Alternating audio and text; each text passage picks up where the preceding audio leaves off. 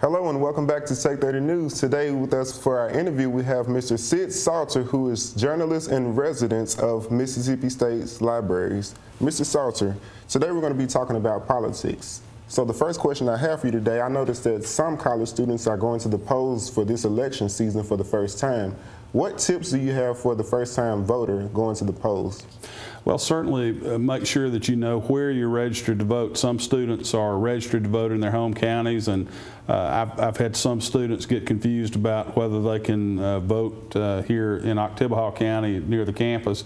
Know where you're registered to vote, and then if you live here and you're registered in Oktibbeha County, know your precinct. And if you have questions about that, you can contact the Oktibbeha County Circuit Clerk's office and they can help you with those issues. But you don't want to wait until Election Day to have some certainty about where you go to cast your ballot. And then, of course, you need to know the hours of voting. In Mississippi, it's 7 a.m. to 7 p.m. So you know where you vote, you know when you vote, and then once you get there, it's all up to you. Okay. And I noticed that some students are away from home, being here in college, and they, like you said, they're not in their hometown. So how does that work? How do they go about voting and they're not in their hometown? How can they vote here? Well, they have to be registered to vote here if they're going to vote in this county.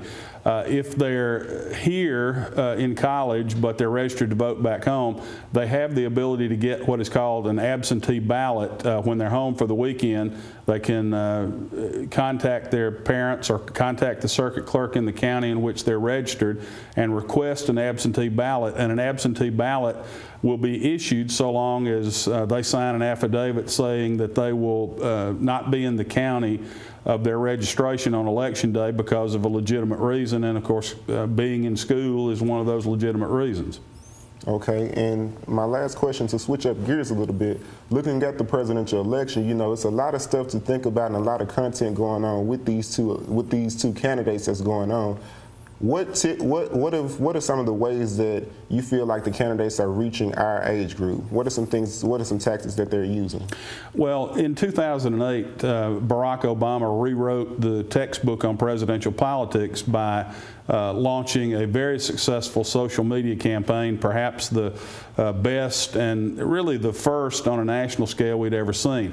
4 years later now, that social media drumbeat is more like a thunderstorm, and so there's a tremendous amount of social media being generated across all platforms, and not just Twitter and Facebook, but even Pinterest and things of that nature. So that's one way it goes to your age group, and the other, of course, is there are celebrities and others who are trying to get the attention of your age group. But believe you me, both camps are interested in the votes of young people and college students.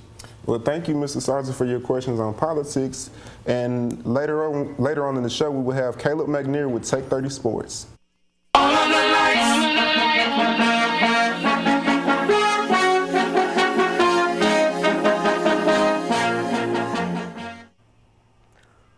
The Bulldogs have a huge matchup this weekend against Tennessee.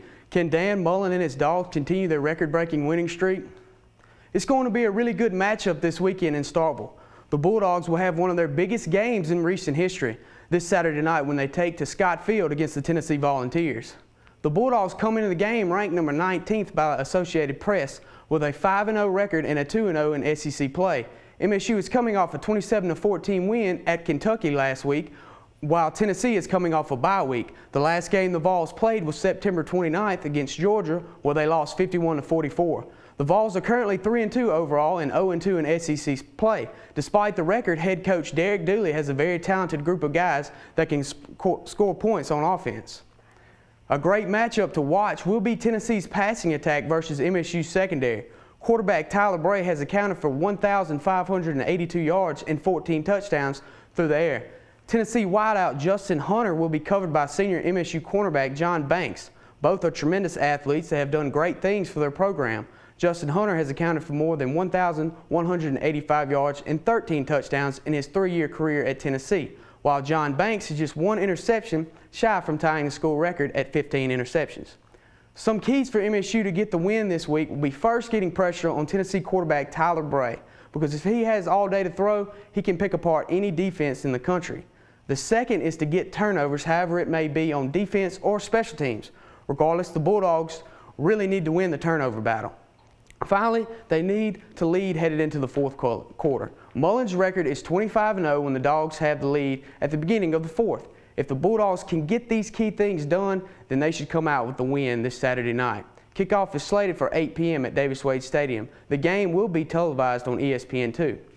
Now let's move on to some NFL football this weekend. There's some good matchups to see. It all kicks off tomorrow night on the NFL Network. You can catch Big Ben and the Steelers playing at the Titans. The Steelers are looking to improve their record if they can get past the tough home field advantage in the Music City.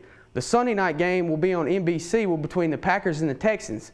Aaron Rodgers will try to put the Pack back in the win column after blowing a 21-3 lead to the Colts last Sunday. The Texans will be no pushover, however, with one of the best defenses in the league and a standout defensive end in J.J. Watts. They will be prepared to increase their record to 6-0. And finally, on Monday, you can catch the old Colts quarterback, Peyton Manning, who will look to lead the Broncos to win over Phillip Rivers and the Chargers. Manning is currently 2-3 as a starter this season. The game can be seen on ESPN at 7:30. Switch things up to some Major League Baseball now. The Baltimore Orioles beat the Texas Rangers last Friday 5-1 in the AL Wild Card. The Orioles advanced to play the New York Yankees. The series is currently tied at 1 game apiece. Game 3 is set for tonight on TBS. The manager for the Orioles is former MSU standout Buck Showalter. Showalter was an All-American who had a .459 batting average in 1977 for the Bulldogs. Speaking of Bulldog baseball, it's fall ball for MSU baseball team, and players and coaches are at work. Scrimmages will be held each weekend until November. Students and fans are welcome to come because there's a lot of excitement this year for the Bulldogs, with 24 returning lettermen from a team that won the SEC tournament and fought just 1 game shy of Omaha. The Bulldogs will open up at home on February 15th against Portland University.